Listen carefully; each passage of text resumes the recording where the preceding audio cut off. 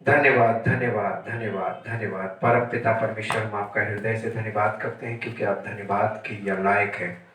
आपने हमारे जीवन में उपकार पर उपकार किए हैं, आपने हमें अनुग्रह पर अनुग्रह दिया है, आपने हमें अपनी पवित्र आत्मा देकर वो धन दे दिया प्रभु, जो धन आपकी महिमा का कारण बनता है। पिता परमेश्वर, हम आपका धन्यवाद करते हैं। हमारा जीवन आपके राज्य के विस्तार में लगा रहे और आपकी महिमा का कारण बनता रहे, यही हमारी हृदय से कामना है। चाहते हैं पिता परमेश्वर, जितने लोग इस वीडियो से स्टडी करें प्रभु, उनके जीवन में पवित्र आत्मा अद्भुत रीति से कार्य करे और उनके माइंड में जो पिक्चर है वो क्लियर हो, वो पिता परमेश्वर को लेकर पिक्चर है वो क्लियर हो, उसके इकलौते पुत्र प्रभु यीशु मसीह को लेकर जो पिक्चर है वो क्लियर हो, और पवित्र आत्मा को और पवित्र वचन को लेकर जो पिक्चर है वो क्लियर हो, और उन्हें साफ साफ दिखाई दे, समझ में आए कि परमेश्वर जो अद्भुत युक्ति करने वाला है उसकी महिमा कितनी महान है और वो हमारे जीवन में क्या करना चाहता है, वो हमें अपने राज्य में क्यों ले जाना चाहता है, उसके राज्य में क्या क्या है, उसके राज्य की महिमा कैसी है।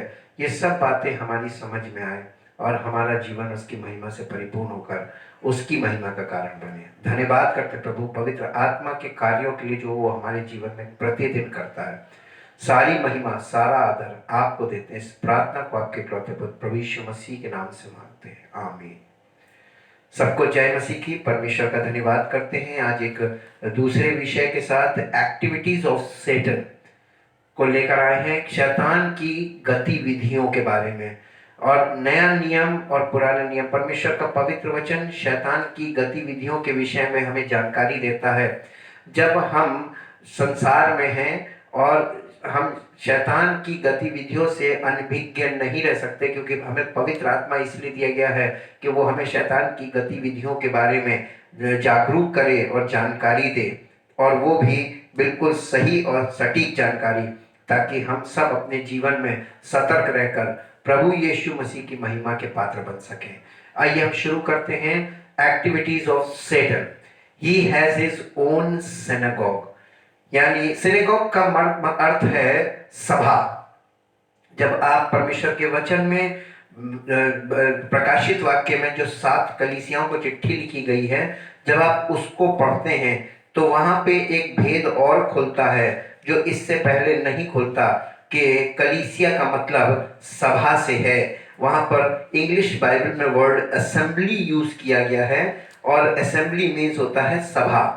और तमाम तरीके की सभाएं इस संसार में चलती हैं, और हमें ये जानकारी, सटीक जानकारी होनी चाहिए स्पिरिचुअल बीइंग होने के नाते, कि कौन सी सभा में हम फेलोशिप कर रहे हैं, किस प्रकार की सभा है, वहाँ की शिक्षाएं क्या हैं। ये बहुत महत्वपूर्ण विषय है। इसीलिए लिखा हुआ है कि सेटन हैज हिज ओन सिनेगॉग्स, यानी शैतान की अपनी सभाएं हैं, उसकी अपनी मंडली है और उसकी अपनी टीचिंग्स भी हैं। प्रकाशित वाक्य 2 अध्याय के 9 पद में, प्रकाशित वाक्य 2 अध्याय के 9 पद में लिखा हुआ है, मैं तेरे क्लेश और दरिद्रता को जानता हूं, परंतु तू धनी है, और जो लोग अपने आप को यहूदी कहते हैं और हैं नहीं पर शैतान की सभा के हैं, उनकी निंदा को भी जानता हूं। यानी इसका मतलब ये है कि शैतान की सभा भी साथ साथ चल रही है। जैसे कि जंगली बीज का दृष्टांत में हम देखते हैं कि गेहूं का दाना और जंगली दाना दोनों साथ साथ बढ़ रहे हैं, ठीक इसी प्रकार से संसार में परमेश्वर के लोग और उसकी सभा के लोग, दोनों प्रकार की सभाएं चल रही हैं और दोनों प्रकार के लोग साथ साथ बढ़ रहे हैं। इसके भी 9 इंग्लिश में ऐसा लिखा हुआ है, एम्प्लीफाइड इंग्लिश बाइबल में, I know your affliction and distress and pressing trouble and your poverty, but you are rich, and how you are abused and reviled and slandered by those who say they are Jews and are not, but are a synagogue of Satan। यानी वो शैतान की सभा के, synagogue of Satan. इसका मतलब शैतान की अपनी सभाएं हैं, अपने स्थान हैं जहां पर वो उसका वर्चस्व है और वहां पर उसकी शिक्षाएं भी हैं। इसी का दूसरा point he has his own doctrines, उसकी अपनी शिक्षाएं हैं। शैतान की सभा में शैतान की शिक्षाओं में ही लोग फंस जाते हैं और वो इन बातों से अनभिज्ञ रहते हैं। और इसीलिए मैं आपके साथ पढ़ूंगा पहला तीमुथियुस 4 अध्याय का पहला पद। यहाँ लिखा, परंतु पवित्र आत्मा स्पष्टता से कहता है कि आने वाले समयों में कितने लोग भरमाने वाली आत्माओं और दुष्ट आत्माओं की शिक्षाओं पर मन लगाकर विश्वास से बहक जाएंगे।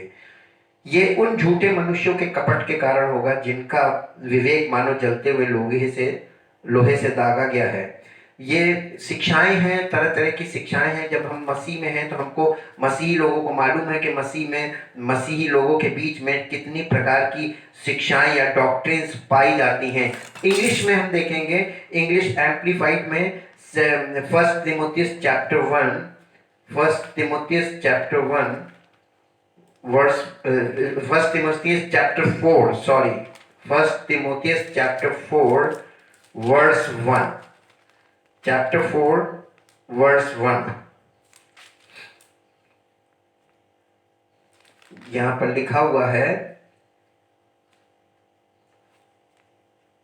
but the Holy Spirit distinctly and expressly declares that in later times some will turn away from the faith, giving attention to deluding and seducing spirits and doctrines that demons teach, through the hypocrisy and pretensions of liars whose consciences are seared, cauterized।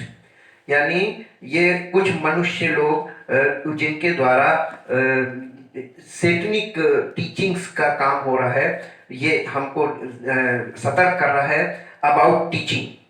और इसके बाद तीसरा point है, ही has his own deep teachings. शैतान के पास अपनी गहरी शिक्षाएं भी हैं। डीप टीचिंग्स की बात जब आती है तो गहरी शिक्षा की बात आ रही है।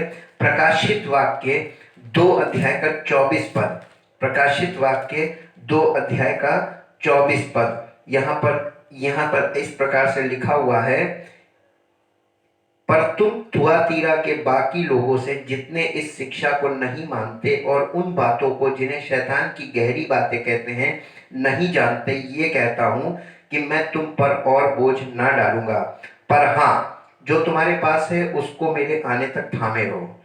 यहाँ पर अब आप इन 7 कलीसियाओं को जो चिट्ठी लिखी गई है, इसमें जो मुख्य विषय मैंने पाया वो ये कि जो जय पाए उसको प्रतिफल मिलेगा। प्रभु यीशु मसीह जय पाने के लिए कह रहा है, यानी कलीसिया में होना आपका काफी नहीं है, उससे आपको कुछ नहीं मिलेगा, क्योंकि तरह तरह की शिक्षाएं हैं और अगर आप गलत शिक्षाओं में हैं तो आपको उन शिक्षाओं पर जय पानी है। और अपने जीवन में जब तक आप जयवंत नहीं होंगे, बिना मसीह के और बिना पवित्र आत्मा के, बिना सच्चाई के आप जयवंत हो ही नहीं सकते। ये बात परमेश्वर को मालूम है, इसीलिए उसने हमारे आगे ये सत्य खोला है ताकि हम जयवंत हो सकें। मसीह में हम जयवंत से भी बढ़कर हो सकते हैं। 2 अध्याय का 24 पद हम एम्प्लीफाइड में पढ़ेंगे, जहां पर इस प्रकार से लिखा हुआ है, but to the rest of you in Thyatira who do not hold this teaching, who have not explored and known the depths of Satan, as they say, I tell you that I do not lay upon you any other fresh burden, only hold fast to what you have until I come। मेरे आने तक अगर तुझे विश्वास है मुझ पर, तो मेरे आने तक उस विश्वास को थामे रहे और मैं आकर तुझे संभाल लूंगा। He has a throne, Satan has a throne, उसके पास अपना सिंहासन है। प्रकाशित वाक्य 2 अध्याय का 13 पद, प्रकाशित वाक्य 2 अध्याय का 13 पद, मैं ये जानता हूं कि तू वहां रहता है जहां शैतान का सिंहासन है, तू मेरे नाम पर स्थिर रहता है और मुझ पर विश्वास करने से उन दिनों में भी पीछे नहीं हटा जिनमें मेरा विश्वास योग्य साक्षी अंतिपास तुम्हारे बीच उस स्थान पर घात किया गया जहां शैतान रहता है। यहाँ पर यह बताया जा रहा है, ये एक जानकारी मिल रही है कि शैतान के पास अपना सिंहासन भी है। जैसे प्रभु यीशु मसीह के पास अपना सिंहासन है, लेकिन यीशु मसीह पिता के सिंहासन के बगल में बैठा है और शैतान अपने सिंहासन पर बैठा है। और इसी प्रकाशित वाक्य के 13 अध्याय के 2 पद में देखेंगे, यहाँ पर लिखा हुआ है, जो पशु मैंने देखा वो चीते के समान था और उसके पांव भालू के से और मुंह सिंह का सा था। उस अजगर ने अपनी सामर्थ और अपना सिंहासन और बड़ा अधिकार उसे दे दिया। ये यहाँ पर फिर सिंहासन दिखाया गया है ही हैज अ किंगडम, शैतान के पास राज्य है, शैतान अपने राज्य को, इस राज्य को संभाले हुए है, और यीशु मसीह परमेश्वर के राज्य को लेकर उसकी उसकी मनादी करता हुआ आया था, उसके बारे में चर्चा करता हुआ आया था, और उसके लिए हमें सेलेक्ट करता है, परमेश्वर के राज्य के लिए। लेकिन शैतान कि हम जब धरती पर हैं तो हम शैतान के राज्य का हिस्सा हैं, और यीशु मसीह पवित्र आत्मा के द्वारा हमें शैतान के राज्य से छुड़ाता है। लूका रचित सुसमाचार 4 अध्याय, लूका रचित सुसमाचार इसका 4 अध्याय और उसके 5 और 6 पद को देखेंगे। 4 अध्याय उसके 5 और 6 पद को, तब शैतान उसे ले गया और उसको पल भर में जगत के सारे राज्य दिखाए, और उससे कहा, अर्थात यीशु मसीह से, मैं ये सब अधिकार और इसका वैभव तुझे दूंगा, क्योंकि वो मुझे सौंपा गया है, और जिसे चाहता हूं उसे उसी को दे देता हूं। इसलिए यदि तू मुझे प्रणाम करे, यानी इफ यू बाउ डाउन एंड वर्शिप मी, शैतान के पास अपना राज्य है और वो अपने राज्य में लोगों को अपनी वर्शिप कराता है। ही हैज वर्शिपर्स, उसके पास वर्शिपर्स भी हैं। सेटन हैज आल्सो वर्शिपर्स, प्रकाशित वाक्य 13 अध्याय का 4 पद। इसीलिए वर्शिपर भी अगर आप हैं तो भी कोई बड़ी बात नहीं है, लेकिन क्वेश्चन ये उठता है कि आप किसके वर्शिपर हैं, आप किसके आराधक हैं, क्योंकि शैतान के भी आराधक हैं। 13 अध्याय, प्रकाशित वाक्य 13 अध्याय उसका 4 पद, यहां पर लिखा हुआ है कि लोगों ने अजगर की पूजा की, क्योंकि उसने पशु को अपना अधिकार दे दिया था, और ये कहकर पशु की पूजा की, इस पशु के समान कौन है, कौन इससे लड़ सकता है।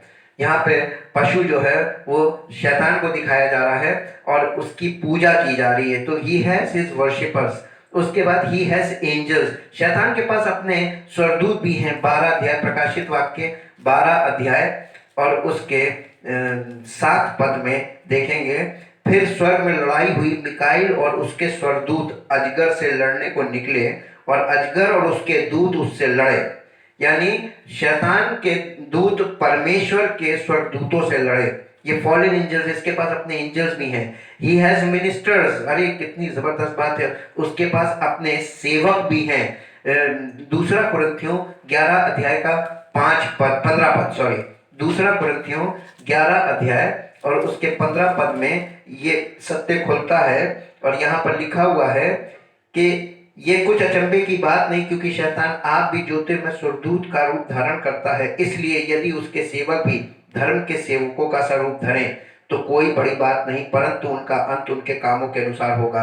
अब हम इसको एम्प्लीफाइड इंग्लिश में भी पढ़ के देखेंगे ताकि हमको और क्लैरिटी मिले, और वहां पर हमको और क्लैरिटी मिल जाती है। इंग्लिश जो है वो कुछ ज़्यादा क्लियर करती मेरे हिसाब से, लेकिन हम इसीलिए दोनों लैंग्वेज का इस्तेमाल करते हैं पढ़ने के लिए, ताकि हमें समझ में आए कि क्या बताया जा रहा है।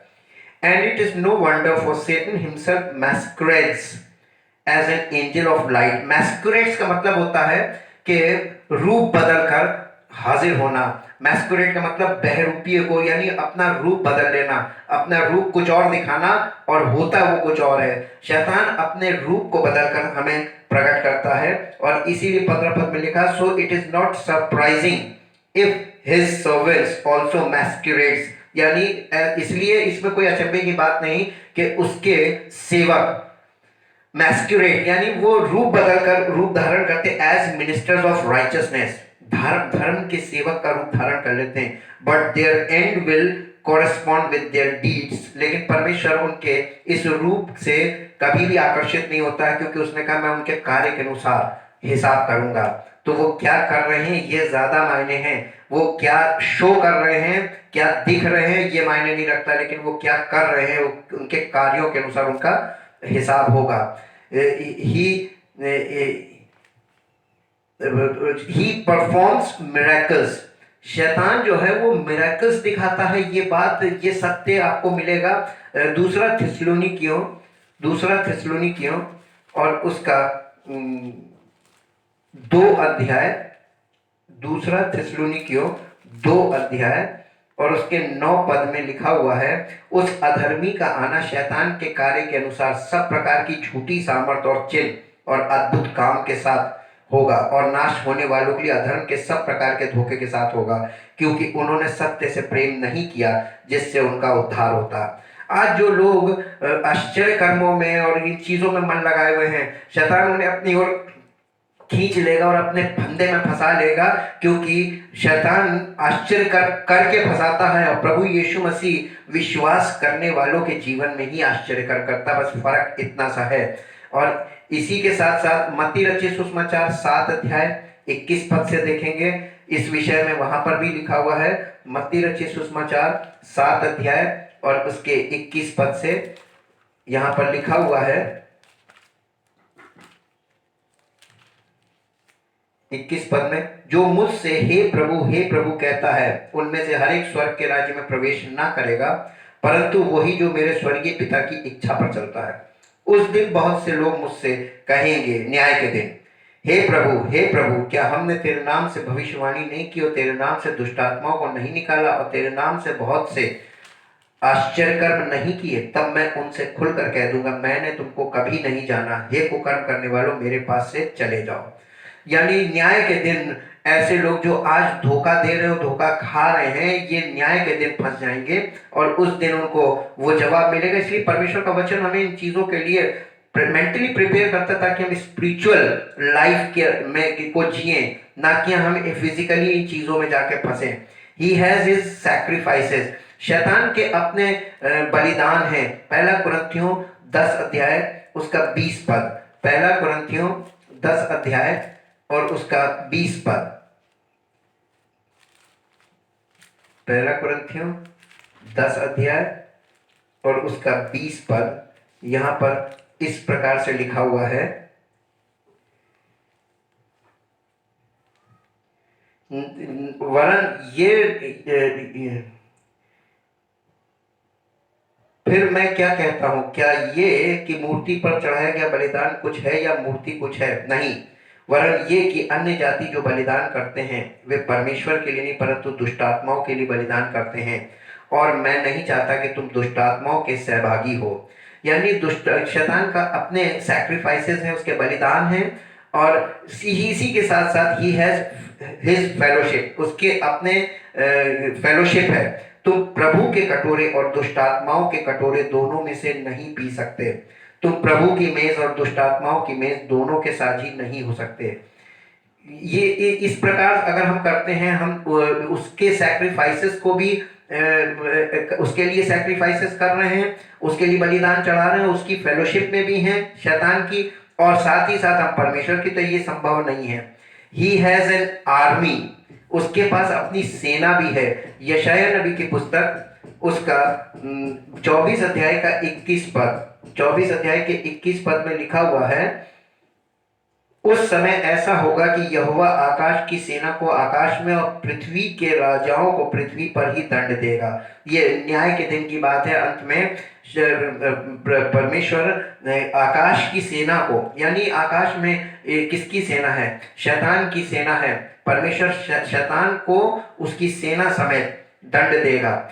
और फिर उसके बाद ही सोज टेयर्स अमंग गॉड्स व्हीट, वो परमेश्वर के खेत में जहां प्रभु यीशु मसीह ने अच्छा बीज बोया, गेहूं का दाना परमेश्वर के राज्य की संतान है और जंगली दाना दुष्ट की संतान, और इन दोनों को वहां पर दिखाया है कि वो दोनों एक ही खेत में, यानी दोनों एक ही साथ जमीन पर हैं। मत्ती रचित सुसमाचार 13 अध्याय, मत्ती 13 अध्याय और उसके 24 से 30 पद में ये दृष्टांत बताया गया है, और 24 से 30 जंगली बीज का दृष्टांत। यीशु ने उन्हें एक और दृष्टांत दिया, स्वर्ग का राज्य उस मनुष्य के समान है जिसने अपने खेत में अच्छा बीज बोया, पर जब लोग सो रहे थे तो उसका शत्रु आकर गेहूं के बीज, जंगली बीज बोकर चला गया। जब अंकुर निकले और बालें लगी तो जंगली दाने के पौधे भी दिखाई दिए।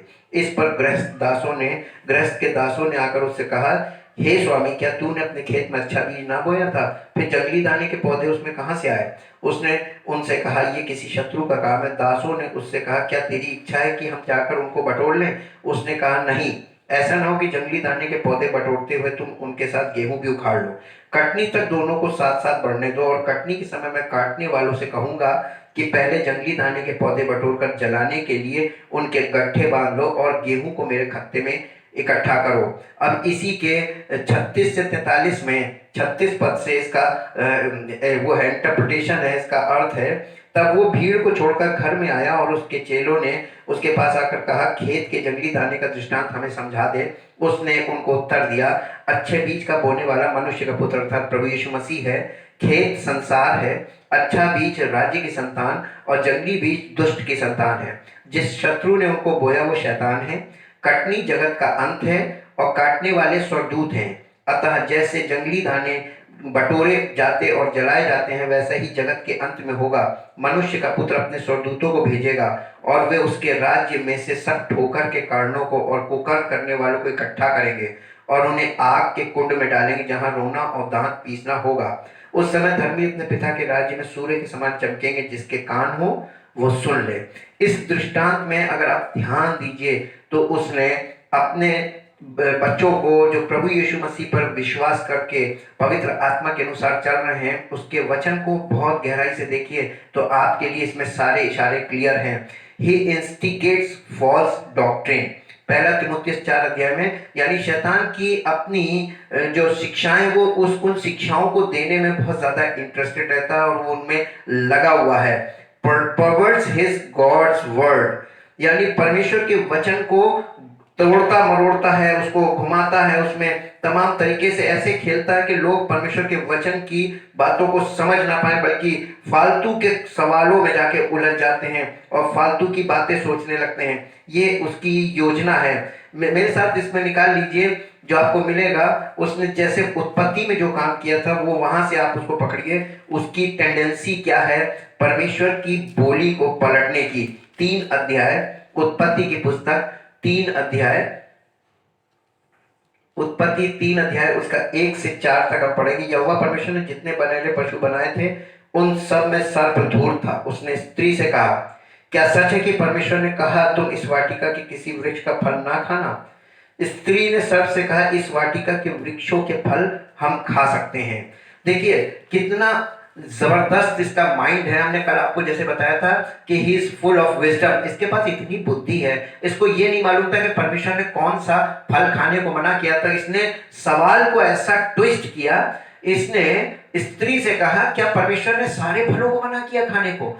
जैसे ही उसने कहा नहीं नहीं नहीं नहीं ये वाला मना किया, तो उसके मन में ये तो माइंड में ये चीज तो थी कि हमें यही तो पता करना था कौन सा मना किया, क्योंकि वही मैं खिलाना चाहता हूं। और उसने स्त्री को उसी फल के लिए जिसके लिए परमेश्वर ने मना किया था, उसी के लिए उसने उसको शिक्षा दी कि अरे नहीं इसको खाने से तो ऐसा होगा वैसा। उसने उसकी पिक्चर पलट दी। जो परमेश्वर ने मना किया था, परमेश्वर के वचन को परवर्ट कर देता, उसकी मीनिंग को और उसके आगे के रिजल्ट तक को वो चेंज करके दिखाता है। वो हमारे माइंड को पलट सकता है इस प्रकार से। He hinders the works of God's servant, वो परमेश्वर के सेवक के कामों को कि में खलल डालता है, उसमें रुकावट डालता है। उसके पास वो जो डिमोनिक पावर है वो इस काम को करती है। ये आपको मिलेगा पहला थिस्सलुनीकियों उसका 2 अध्याय का 18 पद, 2 अध्याय उसका 18 पद। और यहाँ पर इस प्रकार से लिखा हुआ है, इसलिए हमने अर्थात मुझ पौलुस ने एक बार नहीं वरन 2 बार तुम्हारे पास आना चाहा, परंतु शैतान हमें रोके रहा। देखिए वो किस प्रकार से रुकावटें डालता है और हिंड्रेंस पैदा करता है कि सेवक को, लेकिन पर वो कभी इसमें कामयाब तो नहीं होता है, लेकिन कोशिश जरूर करता है। He opposes prayers of God's servant, वो परमेश्वर के सेवकों की प्रार्थनाओं को भी रोकता है, हालांकि उसमें भी वो कामयाब नहीं होता है, समय लगता है। लेकिन हमारे पास इसीलिए पवित्र आत्मा ने एक फल दिया है, धीरज। धीरज हमको इसलिए मिला है क्योंकि परमेश्वर के सच्चे जनों के पास जो मेन चीज है वो है धीरज। और जब हम धीरज रखते हैं तो परमेश्वर की सारी योजनाएं और उसकी सारी बातें हमारे जीवन में प्रकट होती हैं और पूर्ण होती हैं। डैनियल की पुस्तक 10 अध्याय के 12 और 13 पद में, 10 अध्याय के 12-13 पद में लिखा हुआ है कि फिर उसने मुझसे कहा, हे दानियल मत डर, क्योंकि पहले ही दिन को जब तूने समझने बूझने के लिए मन लगाया और अपने परमेश्वर के सामने अपने को दीन किया, उसी दिन तेरे वचन सुने गए। ये दानियल एक बात को लेकर, एक वचन को लेकर और एक भविष्यवाणी को लेकर प्रार्थना कर रहा था कि ये समझ में नहीं आ रही प्रभु, ये मुझे समझा दे। तो उसने कहा, स्वर्गदूत आया, उसने कहा कि तेरे वचन पहले ही दिन सुन लिए गए थे। देखिए, जिस दिन सुने गए थे उसी दिन परमेश्वर का दूत वहां से उत्तर लेकर चला, और मैं तेरे वचनों के कारण आ गया हूँ। फारस के राज्य का प्रधान 21 दिन तक मेरा सामना किए रहा, परंतु मिकाइल जो प्रमुख मुख्य प्रधानों में से है, वो मेरी सहायता के लिए आया, इसलिए मैं फारस के राजाओं के पास रहा। और अब मैं तुझे समझाने आया हूं कि अंत के दिनों में तेरे लोगों की क्या दशा होगी, क्योंकि जो दर्शन तूने देखा है वो कुछ दिनों के बाद पूरा होगा। इसने एक दर्शन देखा, उस दर्शन को ये समझ नहीं पा रहा था, क्योंकि ये दर्शन, इसको एक वरदान था, दर्शनों का वरदान था, ये दर्शनों का अर्थ भी जानता था, लेकिन इसका जो अर्थ था वो परमेश्वर की ओर से आता था स्वर्गदूत के द्वारा। जब वो अर्थ लेकर चला स्वर्गदूत उसको समझाने के लिए, तो उसका सामना शैतान के दूतों ने किया 21 दिन तक, लेकिन आखिर में कामयाबी परमेश्वर के जन की हुई और डैनियल तक वो बात पहुंच गई, उसका अर्थ पहुंच गया। He blinds men to the truth, वो सत्य के विषय में मनुष्यों को ब्लाइंड कर देता, अंधा बना देता है। इसके विषय में हम देखेंगे, जो आपको मिलेगा दूसरा कुरिन्थियों 4 अध्याय का 4 पद, दूसरा कुरिन्थियों 4 अध्याय का 4 पद, यहाँ पर साफ साफ लिखा है, गॉस्पेल इज द ट्रुथ। नए नियम में गॉस्पेल जो है वही ट्रुथ है, और 4 अध्याय के 4 पद मिलेगा, परंतु हमने ये दो पद है, सॉरी, यहाँ लिखा है, और उन अविश्वासियों के लिए जिनकी बुद्धि संसार के ईश्वर ने अंधी कर दी, ताकि मसीह जो परमेश्वर का प्रतिरूप, उसके तेजोमय सुसमाचार का प्रकाश उन पर ना चमके। क्योंकि हम अपने को नहीं परंतु मसीह यीशु को प्रचार करते हैं कि वो प्रभु है, और अपने विषय में ये कहते हैं कि हम यीशु के कारण तुम्हारे सेवक हैं। यहाँ पर यीशु मसीह की सच्चाई जो गॉस्पेल में है, उस गॉस्पेल को समझने के लिए वो लोगों की बुद्धि को ब्लाइंड कर देता है, ताकि उन्हें वो चीज समझ में ना आए और वो उस चीज में ज्यादा मन ना लगाए। और उसके बाद लिखा हुआ है 19वां पॉइंट है, steals God's word from hearts, और जो हमारे हृदय में परमेश्वर का वचन जाता है उसे वो चुरा लेता है। कितना शातिर, उसको एक ही दुश्मनी है कि मनुष्य परमेश्वर के वचन से दूर रहे, परमेश्वर का वचन उसके हृदय में ना जाए, परमेश्वर का वचन उसके जीवन में ना पहुंचे, ताकि वो उसकी विधियों में बंधा रहे, उसकी बातों में फंसा रहे। क्योंकि परमेश्वर का वचन हमारे जीवन से आकर सारे बंधन खोल देता है और हमें बुद्धि देता है, समझ देता है। मत्ती रचित सुसमाचार 13 अध्याय का 19 पद में लिखा हुआ है, यहाँ पर साफ साफ बताया गया है कि शैतान हमारे हृदय से वचन को चुरा लेता है। और ये मिलेगा आपको 13 अध्याय का 19 पद, जो कोई राज्य का वचन सुनकर नहीं समझता, उसके मन में जो कुछ बोया गया था वो दुष्ट, उसे वो दुष्ट आकर छीन ले जाता है। ये वही है जो मार्ग के किनारे बोया गया था। यानी एक प्रकार के लोग हैं मसीह में जो वचन सुनते हैं और तुरंत भूल जाते हैं। इसका मतलब ये है कि वो वचन में मन नहीं लगाते और उनके मन में वो वचन नहीं पाया जाता है। कौन ले जाता है? शैतान चुरा ले जाता है। एक्यूजेस क्रिश्चियंस बिफोर गॉड, प्रकाशित वाक्य 12 अध्याय का 10 पद में वो मसीही लोगों पर परमेश्वर के सामने दोष लगाता है, पर उनके ऊपर उन्हें दोषी ठहराता परमेश्वर के सामने। और ये आपको मिलेगा 12 अध्याय का 10 पद, प्रकाशित वाक्य। यहां पर ऐसा लिखा हुआ है,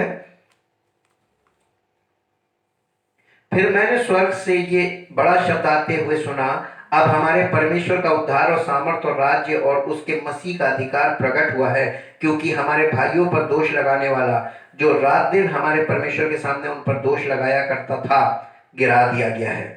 वे मेमने के लहू के कारण और अपनी गवाही के वचन के कारण उस पर जयवंत हुए, और उन्होंने अपने प्राणों को प्रिय ना जाना, यहाँ तक कि मृत्यु भी सह ली। ये मसीही लोग जो उसके नाम के लिए मर गए, लेकिन उन्होंने अपना विश्वास नहीं छोड़ा, वह अपने विश्वास में कायम रहे। इसीलिए लिखा, जो मसीह में सोए हैं वे कभी हम उनसे कभी आगे नहीं जाएंगे, वो हमसे हमेशा आगे हैं, आगे थे, आगे हैं और आगे रहेंगे। ही लेज स्नेयर्स, 21वां पॉइंट है, ही लेज स्नेयर्स फॉर अस, वो हमारे आगे फंदे लगाता है। पहला तीमुथियुस 3 अध्याय, पहला तीमुथियुस 3 अध्याय और उसका 7 पद में लिखा हुआ है, पहला तीमुथियुस 3 अध्याय और 7 पद में, और बाहर वालों में भी उसका सुनाम हो, ऐसा ना हो कि निंदित होकर शैतान के फंदे में फंस जाए। ये सेवकों के विषय में लिखा है कि जब कोई सेवकाई के लिए तैयार हो तो वो नया चेला ना हो, बल्कि अनुभव हो, उसको किसी सीनियर के साथ वो सेवकाई करता गया हो। इसका बेस्ट एग्जांपल आपको पुराने नियम में मिलेगा कि जैसे एलिया के को एलिशा फॉलो कर रहा था, तो एलिया का अभिषेक, डबल पोर्शन ऑफ अनॉइंटिंग, उसके अभिषेक का दूना भाग एलिशा के ऊपर आया था। और एलिया ने 7 आश्चर्य काम किए थे, तो एलिशा ने 14 किए थे। यानी एलिया को वो फॉलो करता था, बिल्कुल जैसे वो फॉलो करता था वैसे ही। Elijah represents Jesus Christ and Elisha represents church, कलीसिया को दिखाता है। वैसे ही हम जो कलीसिया के लोग हैं, हमको भी यीशु मसीह को ऐसे ही फॉलो करना चाहिए पवित्र आत्मा के द्वारा, ताकि आत्मा का अभिषेक हमारे जीवन में कार्य करे जैसे प्रभु यीशु मसीह के जीवन में। इसीलिए यीशु मसीह ने अपने चेलों से कहा था, इसलिए तुम जाओ सारी जाति के लोगों को चेला बनाओ। उसने चेला बनाने को बोला था, और अगर कोई चेला बन गया तो वही चेला आगे जाके मसीह का चेला बन जाएगा, और वो काम जो वो सीनियर के द्वारा हो रहे हैं उसके द्वारा भी प्रभु का आत्मा करेगा।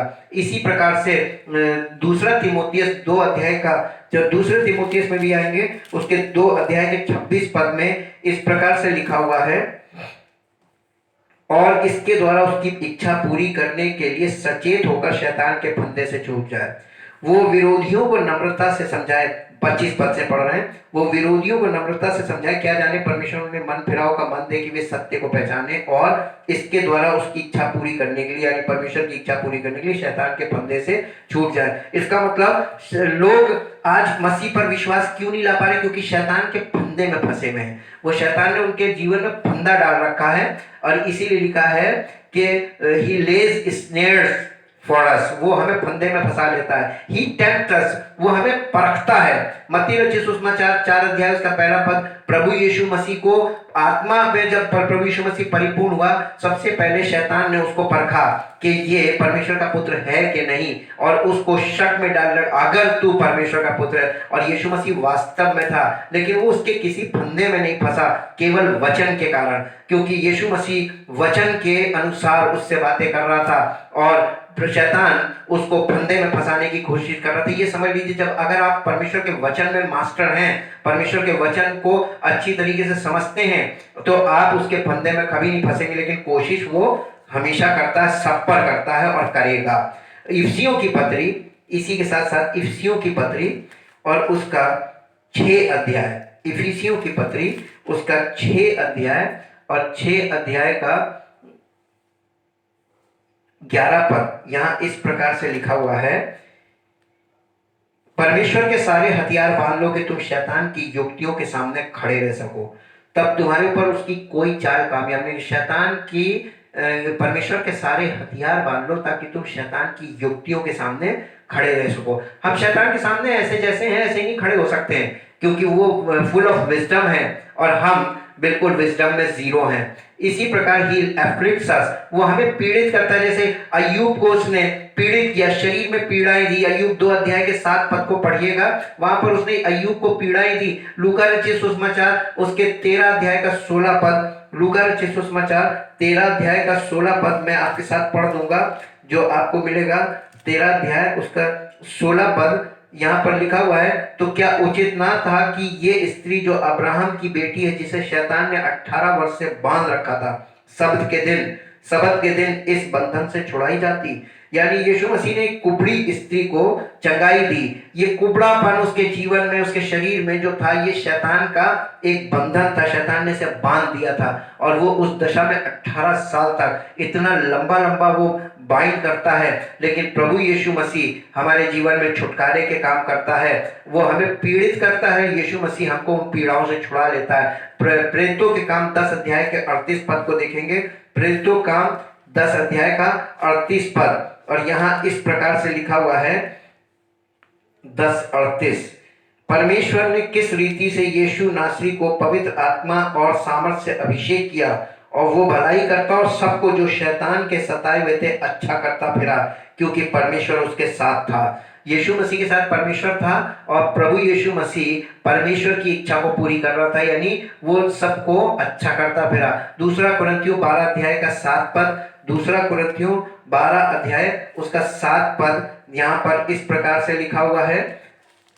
12 अध्याय उसका 7 पद, इसलिए कि मैं प्रकाशनों की बहुतायत से फूल ना जाऊं, मेरे शरीर में कांटा चुभाया गया, अर्थात शैतान का एक दूत कि मुझे घूंसे मारे ताकि मैं फूल ना जाऊं। इसके विषय में मैंने प्रभु से 3 बार विनती की कि मुझसे ये दूर हो जाए, पर उसने मुझसे कहा, मेरा अनुग्रह तेरे लिए बहुत है, क्योंकि मेरी सामर्थ्य निर्बलता में सिद्ध होती है। इसलिए मैं बड़े आनंद से अपनी निर्बलताओं पर घमंड करूंगा कि मसीह की सामर्थ्य मुझ पर छाया करती रहे।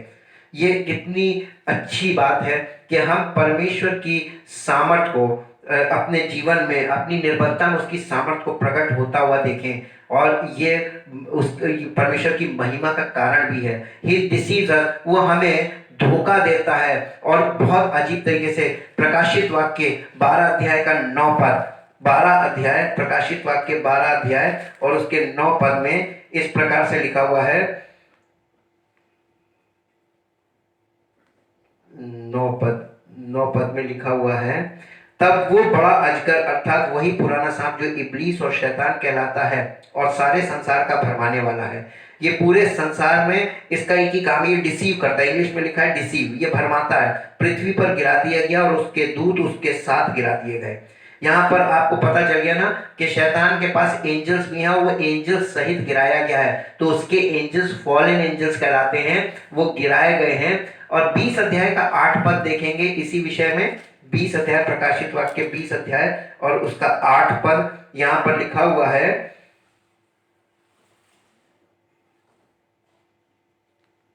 वो उन जातियों को जो पृथ्वी के चारों ओर होंगी, अर्थात गोग और मागोग को, जिनकी गिनती समुद्र के बालू के बराबर होगी, भरमा कर लड़ाई के लिए इकट्ठा करने को निकलेगा। शैतान जमीन पर लोगों को भरमा कर और उनको इकट्ठा करेगा लड़ाई के लिए परमेश्वर के लोगों के विरुद्ध। और 8 अध्याय से 10 पद तक इसको देखेंगे और लिखा है, वे सारी पृथ्वी पर फैल कर पवित्र लोगों की छावनी और प्रिय नगर को घेर लेंगी और आग स्वर्ग से उतर कर उन्हें भस्म करेगी। उनका भरमाने वाला शैतान आग और गंधक की उस झील में, जिसमें वो पशु और उस झूठा भविष्यवक्ता भी होगा, डाल दिया जाएगा और वे रात दिन युगान युग पीड़ा में तड़पते रहेंगे। यहाँ पे शैतान का विनाश दिखाया गया है। 7 पद से अगर आप पढ़ेंगे तो यहाँ पर शैतान का विनाश दिखाया गया 20 अध्याय में, यानी प्रभु यीशु मसीह शैतान का नाश करेगा और अपने लोगों को, अभी भी बचा रहा, उस समय अपने लोगों को शैतान से बिल्कुल फ्री कर देगा। और इसके बाद लिखा है, he undermines the sanctity of the home, वो हमारे घरों में, हमारे परिवारों में कैसे तोड़ने काम करता है। पहला कुरिन्थियों 7 अध्याय, पहला कुरिन्थियों 7 अध्याय और उसका 7 अध्याय का 3 से 5 पद तक देखेंगे। 3 से 5, पति अपनी पत्नी का हक पूरा करे और वैसे ही पत्नी भी अपनी पति का, पत्नी को अपनी देह पर अधिकार नहीं पर उसके पति का अधिकार है, वैसे ही पति को भी अपनी देह पर अधिकार नहीं परंतु पत्नी का है। तुम एक दूसरे से अलग न रहो, परंतु केवल कुछ समय तक आपस की सम्मति से कि प्रार्थना के लिए अवकाश मिले और फिर एक साथ रहो। ऐसा ना हो कि तुम्हारे असंयम के कारण शैतान तुम्हें परखे। वो हमारे वैवाहिक संबंध में बीच में शक का बीज बो के और हमें एक दूसरे के विरुद्ध उस्काता है। ये यानी वैवाहिक जीवन के बाहर किसी प्रकार का गलत संबंध रखने के लिए हमें प्रेरित करता है। इसीलिए यहाँ पर ये शिक्षा दी जा रही है कलीसिया में कि हमें वैवाहिक संबंध में कैसे आपस में एकजुट रहना है। और इसी प्रकार से he undermines, he urges, 26वां पद आखिरी पॉइंट है, he urges us to transgress God's holiness, वो परमेश्वर की पवित्रता के विरोध में हमको तैयार करता है।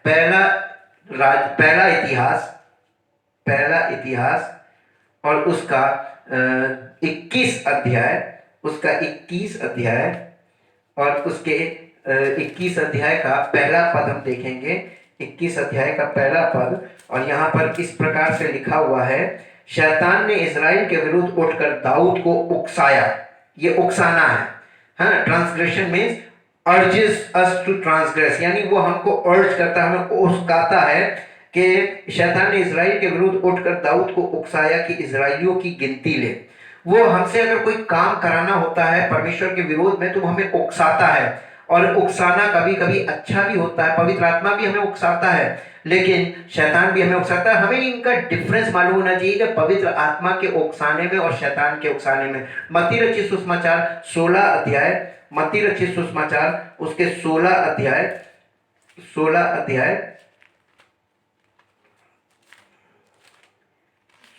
अध्याय और उसके 22 और 23 पद को देखेंगे। 16 अध्याय उसके 22 और 23 पद को यहाँ पर इस प्रकार से लिखा हुआ है। 16 अध्याय का 22 और 23 पद। इस पर पतरस उसे यानी यीशु मसीह को अलग ले जाकर झिड़कने लगा कि प्रभु परमेश्वर ना करे तेरे साथ कभी ना होगा, ऐसा कभी ना हो। उसने मुड़कर पतरस से कहा, हे शैतान मेरे सामने से दूर हो, तू मेरे लिए ठोकर का कारण है, क्योंकि तू परमेश्वर की बातों पर नहीं परंतु मनुष्यों की बातों पर मन लगाता है। इसको थोड़ा सा और पहले से आप पढ़ेंगे। अपनी मृत्यु के विषय यीशु की भविष्यवाणी।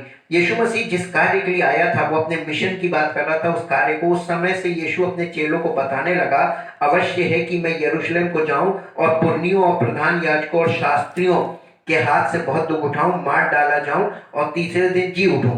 ये बात जैसी बताई, इस पर पतरस उसे अलग ले जाकर झिड़कने लगा, हे प्रभु परमेश्वर ना करे तेरे साथ कभी ऐसा कभी ना होगा। उसने ये उकसा रहा उसको। उसने मुड़कर पतरस से कहा, हे शैतान मेरे सामने से दूर हो जाए। यहाँ पे दो चीजें हैं। एक तो पतरस यीशु मसीह को उसकी पिता की इच्छा के विरोध में उकसा रहा है, ये तो है ही है मानव रूप में, लेकिन इसके साथ साथ आप ये भी देखिए कि शैतान किसी भी रूप में हमसे बात कर लेगा। वो यीशु मसीह के प्रिय चेले में से होकर बात करने लगा।